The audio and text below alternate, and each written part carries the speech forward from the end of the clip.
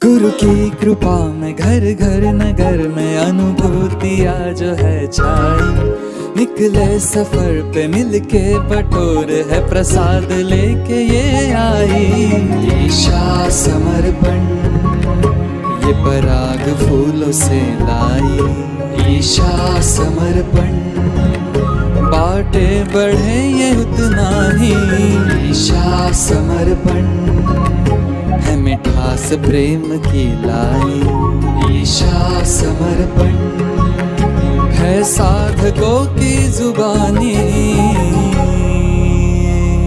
जय बाबा स्वामी। मैं निधि दुग्गल हूँ, वडाला सेंटर से। 2005 से मैं जुड़ी हुई हूँ समर्पण ध्यान से। सबसे पहले तो पूजनीय गुरुदेव और गुरु माँ को के चरणों में मेरा परम नमस्कार और वंदन। और आज अनुभूति, वैसे तो ज़िंदगी में हर दूसरे तीसरे दिन कोई छोटी मोटी अनुभूति आती ही रहती है, स्वामी जी की कृपा रहती ही है। पर आज मैं जो अनुभूति शेयर करने जा रही हूँ वो बहुत रिसेंटली मेरे साथ हुई है और मेरे दिल के बहुत करीब भी है। तो हुआ कुछ ऐसा था कि बात कुछ 2 महीने पुरानी है और मेरे पैर में मोच आई हुई थी। शाम का टाइम था और मैं डॉक्टर के पास एक्टिवा लेके निकली थी दिखाने के लिए, क्योंकि पैर में बहुत दर्द हो रहा था। तो उस दिन कुछ मैं विचलित भी थी, इसीलिए, जो कि मैं हमेशा एक्टिवा बहुत स्पीड से चला के निकल जाती हूँ, उस दिन विचलित होने की वजह से मैं 10 की स्पीड पे चला रही थी और एकदम लेफ्ट में साइड में अपना आराम से चला रही थी और रोड भी बिल्कुल खाली था। सडनली पीछे से एक बड़ा सा ट्रक आया और मुझे कोई डर नहीं लगा, मतलब था ठीक है, मैंने ज़्यादा ध्यान नहीं दिया। ट्रक धीरे धीरे मेरे बराबर में एकदम पैरेलल में ही आ गया। तभी भी मैंने कुछ सोचा नहीं। थोड़े कुछ ही सेकंड्स के अंदर वो ट्रक ने और लेफ्ट में ले लिया और एकदम मेरे एक्टिवा के बाजू में ही आ गया। इससे पहले कि मैं थोड़ा साइड में ले पाती और अपने आप को बचा पाती, इतने में ट्रक ने ठोकर मार दी थी मुझे। अब ठोकर पीछे से लगी थी तो मैं पीछे मुड़ के देख रही थी कि एक्टिवा को क्या हुआ है। उतने में मैंने ब्रेक मारने की कोशिश की तो ब्रेक ही नहीं लगी। तो मैंने सोचा हुआ क्या, और फिर मैंने देखा कि मेरे बाइक का साइलेंसर ट्रक के जो निचले भाग में रॉड होता है 2 टायर के बीच में, वो रॉड में जाके फंस गया है। और मतलब मुझे समझ ही नहीं आया मैं करूँ क्या। और उतनी 5 सेकंड के अंदर ही मेरी बाइक भी उलट गई और मैं उसके साथ उलट गई और मेरा पैर फंस गया बाइक और ट्रक के बीच में। और बाइक तो वैसे ही फंस गई थी वो रॉड में, और ट्रक वाले को अभी तक कुछ समझ ही नहीं आया था कि ये सब हो चुका है। उसने शायद देखा नहीं होगा कांच में, और बिकॉज पिछले भाग में थे तो मैं आवाज़ देख के भी शायद उसे बुला नहीं पाती। और वो टाइम पे मैं इतनी ज़्यादा शॉक हो गई थी ये पूरे इंसिडेंट से कि मेरी तो आवाज़ निकली भी नहीं थी तभी, और ना ही मुझे तभी सूझा कि अच्छा मुझे हॉर्न मारना चाहिए, किसी को बुलाना चाहिए, मुझे कुछ समझ ही नहीं आया था। और उतने में मतलब कुछ 10 सेकंड तक मैं बाइक के साथ ट्रक, फॉर्चुनेटली मतलब स्वामी जी की कृपा थी कि ट्रक बहुत स्लो चल रहा था, तो मैं 10-15 सेकंड तक तो ट्रक के साथ घिसटती जा रही थी पूरी। मतलब उसे भी नहीं पता चल रहा और मुझे भी नहीं समझ आ रहा था क्या हो रहा था। और कुछ 10 मिनट के बाद उसे पता चला कि मैं अटक गई थी उसके ट्रक में, और फिर उसने रोकी ट्रक, और फिर मैं कुछ लोग आए और उन्होंने मुझे बाहर निकाला, मेरी बाइक को भी बाहर निकाला, मतलब जो फंसी हुई थी। और आप विश्वास नहीं करेंगे, मतलब मेरे पैर को कुछ भी नहीं हुआ, मुझे हार्डली 2 या 3 खरोंच आई थी।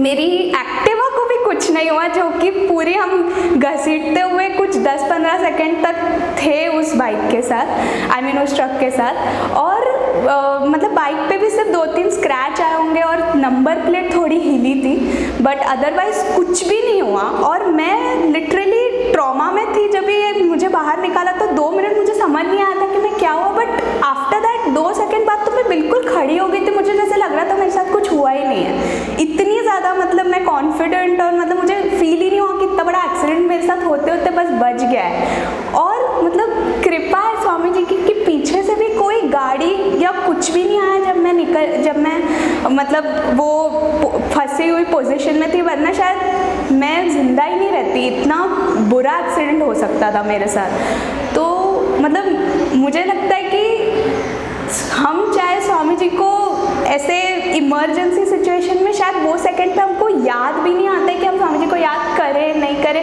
क्योंकि मैं तो बिल्कुल ब्लैंक फील कर रही थी वो सेकंड पे, मुझे कुछ भी नहीं समझ आ रहा था। और स्वामी जी ने मेरा हाथ नहीं छोड़ा, उन्होंने मुझे बचाया, क्योंकि मुझे पता है कि कोई नॉर्मल सर्कमस्टेंस में शायद ये नहीं हो पाता, मैं बचती नहीं, या मेरा पैर का कुछ हो जाता है, कुछ तो बड़ा हो सकता था मेरे साथ। और उसके बाद तो मैं एक्टिवा लेके डॉक्टर के पास गई भी हूँ, मतलब मैंने चला भी ली और मुझे कोई डर कुछ भी फील नहीं हुआ। और घर आके मैंने मेरे पेरेंट्स को बताया कि मेरे साथ ऐसे ऐसे हुआ है। तो मतलब मैं सच में बहुत आभारी हूँ, स्वामी जी हमेशा मेरे साथ रहते हैं, चाहे मैं याद करूँ ना करूँ, वो हाथ नहीं छोड़ते मेरा, उनका सुरक्षा कवच हमेशा रहता है। मैं एक और अनुभूति शेयर करना चाहती हूँ। ये बात है कुछ 2016 की। मैं तब CA इंटर की तैयारी कर रही थी और अक्टूबर का महीना था। सो मैंने पढ़ाई तो मतलब जुलाई अगस्त से अराउंड अगस्त से शुरू करी हुई थी, तो सब ठीक चल रहा था। अक्टूबर में सडनली मुझे जॉन्डिस और टाइफॉइड हो गया था साथ में। मैं लाइब्रेरी जहाँ पढ़ने जाती थी वहाँ के पानी से हो गया था मुझे। तो वो होने के बाद मतलब मेरे पढ़ाई में कुछ 1 महीने का ब्रेक आ गया, मतलब अक्टूबर का पूरा महीना मैं पढ़ ही नहीं पाई थी। मैं फिज़िकली और इतनी वीक हो गई थी और मेरी हालत बहुत ख़राब थी, मेंटली भी मतलब मैं प्रिपेयर्ड वीक फील करी थी, अनप्रिपेयर्ड थी। और 2 नवंबर से मेरी एग्ज़ाम स्टार्ट होनी थी CA की, और मतलब मैंने तो मतलब सोचा ही नहीं कि अब मैं एग्ज़ाम दूंगी कैसे, क्या करूंगी। और मेरे पेरेंट्स ने भी मुझे कुछ फोर्स नहीं किया कि तुझे देना ही है एग्ज़ाम, तूने पिछले 2 महीने तो पढ़ा ना, ठीक है अक्टूबर नहीं पढ़ा तो क्या हुआ, ऐसे कुछ भी नहीं बोला, क्योंकि वो भी समझते थे कि मैं फिज़िकली बहुत वीक थी तभी। और इतने घंटे 3 घंटे एग्ज़ाम का बैठना लिखना वगैरह, और पढ़ाई नहीं था तो वो एक अलग था। तो इस वजह से 1 महीने का वो लास्ट 1 महीना जो सबसे इम्पोर्टेंट होता है प्रिपरेशन में, वो पूरा टाइम मैं घर में बस रेस्ट ही कर रही थी। अब एग्ज़ाम का टाइम नज़दीक आता गया, तो कुछ एग्ज़ाम के 4 दिन पहले मतलब 27-28 अक्टूबर के अराउंड मैंने सोचा कि चलो एग्ज़ाम देते हैं। मतलब मैंने मम्मी पापा से कहा कि एग्ज़ाम में जो होगा देखेंगे। वैसे तो मुझे कोई ख़ास एक्सपेक्टेशन थी नहीं कि मतलब कुछ हो जाएगा या मैं पास हो जाऊँगी, ऐसा कुछ भी नहीं सोचा। मैंने जस्ट सोचा कि मैंने इतनी मेहनत तो करी थी पहले, तो क्या फ़र्क पड़ता है, जस्ट जाके एग्ज़ाम तो देने दो, देखते हैं क्या होगा, बस लिख के आ जाऊँगी, जितना आता है जितना हो सकता है मुझसे। तो मैंने कुछ 4-5 दिन की तैयारी की होगी, और बाकी एग्ज़ाम के 1 दिन पहले जो छुट्टी मिलती है बस उसमें पढ़ा था मैंने जो भी। और मैंने 7 के 7 पेपर अटेम्प्ट किए थे, मतलब दोनों ग्रुप के लिए मैंने एग्ज़ाम दी थी।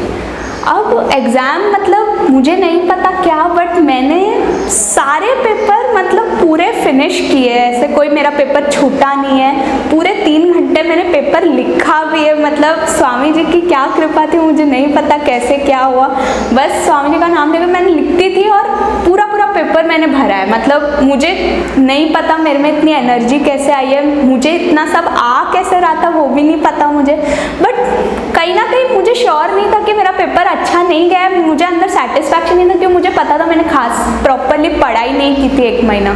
तो मुझे अंदर ऐसे दुख भी हो रहा था कि अरे मेरा एक अटेम्प्ट वेस्ट हो जाएगा, वापस मई में एग्ज़ाम होगा, उसके लिए पढ़ना पड़ेगा अगले अटेम्प्ट में। तो ऐसे सब मैं सोचती थी, बट फिर ठीक है, मुझे कोई फ़र्क नहीं पड़ा। मुझे खुशी थी कि एटलीस्ट मैंने अटेम्प्ट किया एग्ज़ाम और सारे पेपर अटेम्प्ट किए। अभी ये तो नवंबर कुछ 15 के अराउंड मेरी एग्ज़ाम ख़त्म हो गई, फिर तो मतलब लाइफ नॉर्मल हो गई थी, जो भी मैं रूटीन में लग गई थी। और फेब में उसका रिज़ल्ट आया मेरा CA इंटर के एग्ज़ाम का, और मुझे खास कुछ मैंने सोचा नहीं था क्या होगा क्या नहीं, पर मैंने कहा चलो खोलते तो एक देखते कितने मार्क्स आए पता चले। और आप बिलीव नहीं करेंगे, मतलब मैंने देखा कि ग्रुप 1 मेरा पास हो गया है, ग्रुप 2 थोड़े कुछ 10 मार्क्स के लिए मेरा रह गया था, 10-20 मार्क्स के लिए। और मैं मैं बिलीव ही नहीं कर पाई कि ग्रुप 1 पास हो गया, वरना मेरे जो ग्रुप के हमारे फ्रेंड्स थे उन्होंने तो पढ़ के भी उन सबका पास नहीं हो पाया।